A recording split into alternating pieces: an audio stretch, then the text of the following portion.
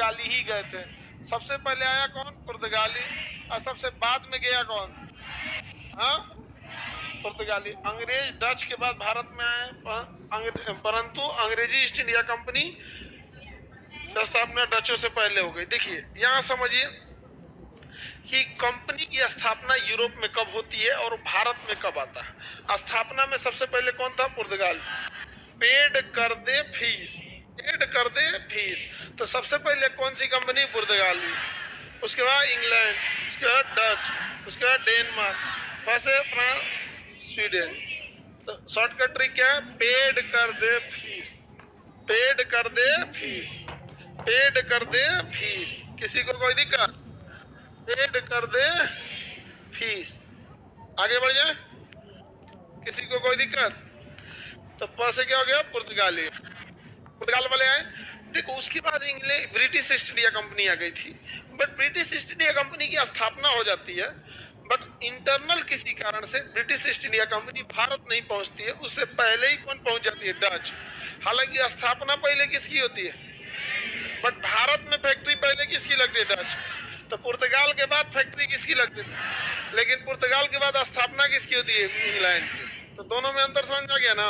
सबसे पहले कौन आया था? जब पुर्तगाल, पुर्तगाल वाले आए थे। मसाला की खोज में स्टार्टिंग में बता दिए थे, वास्को डी गामा आया था। कितनी बार आया? 3 बार।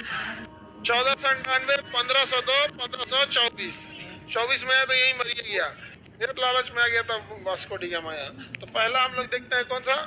ईस्ट इंडिया, पुर्तगाली ईस्ट इंडिया कंपनी। तो सबसे पहली कंपनी जो भारत में कारखाना खोली, पुर्तगाली। उसके बाद ब्रिटिश कंपनी की स्थापना होती है। स्थापना हो जाती है 1613 में। आगे बढ़े, पहला देखिए सन 1600 में स्थापना हो जाती है और कारखाना कब खोलते हैं? 1613 में। तो दूसरी कंपनी कौन थी? ब्रिटिश, वही अंग्रेज कहिए या ब्रिटिश ईस्ट इंडिया कंपनी कहिए यहाँ पर। उसके बाद कौन आते हैं? डच। अब यहाँ देखिए डच की स्थापना 1602 में होती है, 1602 में होती है। लेकिन ये 1605 में अपना कारखाना खोल देते हैं और इनकी स्थापना 1600 में हो जाती है, बट कारखाना खोलते हैं 1613 में। तो स्थापना पहले ब्रिटिश की या डच की? ब्रिटिश की। लेकिन कारखाना पहले ब्रिटिश या डच? डच ने खोला था। किसने खोला था? डच ने खोले थे। तो किसी को कोई दिक्कत है? तो स्थापना पहले हो गया ब्रिटिश की, लेकिन कारखाना खोला डच। यानी कहेगा पुर्तगाल के बाद स्थापना ब्रिटिश। अंग्रेज कोई क्या कहते हैं? अंग्रेजी ईस्ट इंडिया कंपनी है, ब्रिटिश ईस्ट इंडिया कंपनी कही है। लेकिन कहेगा कि पुर्तगालियों के बाद कारखाना किसने खोला? डच। अब बाकी तो सेम है, डेनमार्क, फ्रांस और स्वीडिश। सबसे बाद में आने वाली कंपनी स्वीडिश। भारत में आने वाली पहली कंपनी पुर्तगाल। जाने वाली पुर्तगाल का सबसे बाद में किया था। अब यहाँ पर कौन किस देश का था? देखिए हॉलैंड को न क्या कहा जाता है? नीदरलैंड का पुराना नाम क्या था? हॉलैंड। तो इसे नीदरलैंड कहिए या हॉलैंड कहिए। वहाँ के निवासियों को डच कहा जाता है। वहाँ के निवासियों क्या कहा जाता है? डच। तो नीदरलैंड के निवासियों को क्या कहेंगे? डच। डच कहा जाएगा। किसी को दिक्कत? हॉलैंड इसी को कहिए। वहाँ के निवासी को क्या कहेंगे? डच। किसी को दिक्कत? जैसे चाइना के निवासियों को साइनो कहा जाता है। क्या कहा जाता है? तो जब भी साइनो बोलेगा मतलब समझिएगा चाइना की बात कर रहा है। डच मतलब हॉलैंड या नीदरलैंड। पुराना नाम था हॉलैंड, अभी का नाम, अरे बड़ी खतरनाक देश है। यहाँ का राजा जो था ना, यहाँ की महारानी को फंसा लिया। डच का राजा किसको फंसा लिया? महारानी। और महारानी एक लौती लड़की थी, ना भाई था ना बहन, एक लौती थी और ओकरे फंसा लिया। तो हुआ बवाल और चल गया ब्रिटेन में। तो ब्रिटेन वाला कहा रानी तुमसे बैर नहीं, दामाद तुम्हारी खैर नहीं। तो ब्रिटेन की जनता ने रानी स्वीकार कर लिया अपनी रानी को। एकरा कहा कि भक्त तो हम ना स्वीकार करेंगे। तो आज भी ब्रिटेन में दबदबा राजा का नहीं है, किसका है? रानी का है। क्योंकि हॉलैंड जाके फंस गई थी। कहाँ जाके फसल थी? हॉलैंड का राजा उसको फंसा लिया। समझ में गया?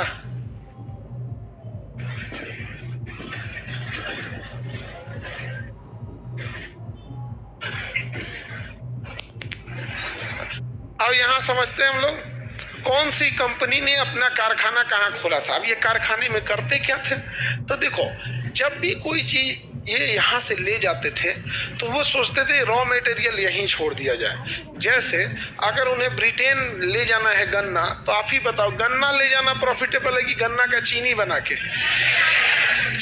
गन्ना कौन ले जाएगा जी, उतना झमेला ज्यादा हो जाएगा। फिर यहाँ से ले जाएंगे 5 किलो तो वहाँ निकलेगा 3 किलो, नहीं ले जाएगा। यहाँ से कपास ले जाना ठीक है कि कपड़ा बना के ले जाना ठीक, या धागा बना के ले जाइए या कपड़ा बना के ले जाइए, ज्यादा अच्छा रहेगा। यहाँ मसाला ही देख लीजिए आप ही, खेत में मसाला कैसे होता है और वापस प्यूरिफाई होकर मसाला कैसे होता है। आप ऐसे देख लीजिए, धनिया जो खेत में बोते हैं धनिया पत्ता, वो धनिया पत्ती ब्रिटेन ले जाना ठीक है, वो तो ब्रिटेन उस समय पानी वाली जहाज से जाते थे, 3 महीना लगता था। तो धनिया पत्ती उस समय फ्रिज उरिज कुछ नहीं होता था, तो धनिया पत्ती ले जाना है या उसका बिया ले जाना है, तो उसके लिए कोई ना कोई कारखाना चाहिए ना। तो यही सब छोटा मोटा कारखाना स्थापित करते थे सब धान के जगह। पटनम। अब डचों के बाद आता है किसका, डेनिस। तो डेनिस का कारखाना ट्रावणकोर, डेनमार्क, उसी को डेनिस कहते हैं। डेनमार्क का पहला कारखाना ट्रावणकोर, कौन सा, ट्रावणकोर। यही वो ट्रावणकोर है ना जहाँ महिलाओं को स्तन ढकने की आजादी नहीं थी। अगर छोटी जात की महिला है तो स्तन ढकने की आजादी नहीं मिले। सोचिए अगर वहाँ अंग्रेज आके अब वहाँ के राजा को 2 झापड़ दे और कहे कि सबको स्तन ढकने की आजादी मिलेगी, तो बताओ जिनके स्तन ढकने की आजादी नहीं थी उनके घर वाले राजा का साथ देंगे या अंग्रेज का। अब उसके बाद कहेंगे हम लोग अंग्रेज से गुलाम हो गए हैं। राजा ज्यादा ही अत्याचारी थे सर। त्रावणकोर में खोला गया किसका, डेनमार्क वाला। उसके बाद आती है फ्रांसिस कंपनी। कौन सी कंपनी, फ्रांसिस कंपनी। उन्होंने भी अपना कारखाना सूरत में, तो सूरत में 2 लोगों ने अपना पहला कारखाना खोला, ब्रिटिश और फ्रांस। ब्रिटिश और फ्रांस दोनों ने अपना कारखाना सूरत। डचों ने मछलीपट्टनम, डच पुर्तगाली कालीकट, पुर्तगाली। त्रावणकोर में डेनमार्क, त्रावणकोर में स्वीडिश कंपनी ने गोहनबर्ग। ये सबको नहीं याद रखना है, बस 3 को याद रखिएगा। ब्रिटिश याद रखिएगा, फ्रेंच याद करिएगा, डच याद रखिएगा। ब्रिटेन वाले का सूरत, फ्रांस वाले का सूरत, ब्रिटेन फ्रांस दोनों का सूरत, ब्रिटेन फ्रांस दोनों का। डचों का मछलीपट्टनम, डचों का मछलीपट्टनम। पुर्तगालियों का कालीकट आज भी केरल में है, उसका नाम कोझिकोड हो गया है। कालीकट से कोझिकोड, वहां भी ना हवाई जहाज गिरा था,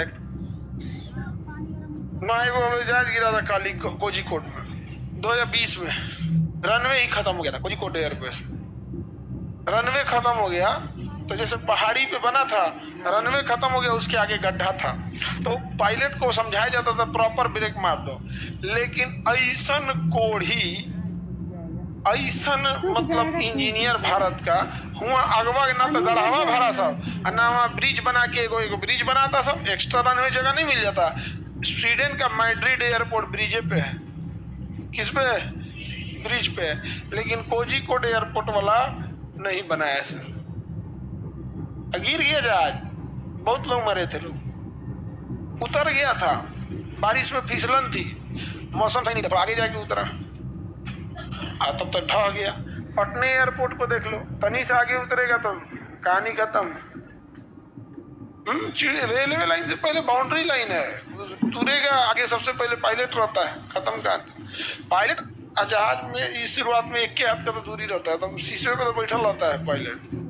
यहाँ से कहना राजा फंसा लिया इंग्लैंड की महारानी। आगे बढ़े।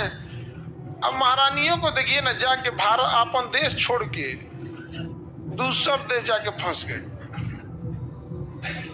हाँ,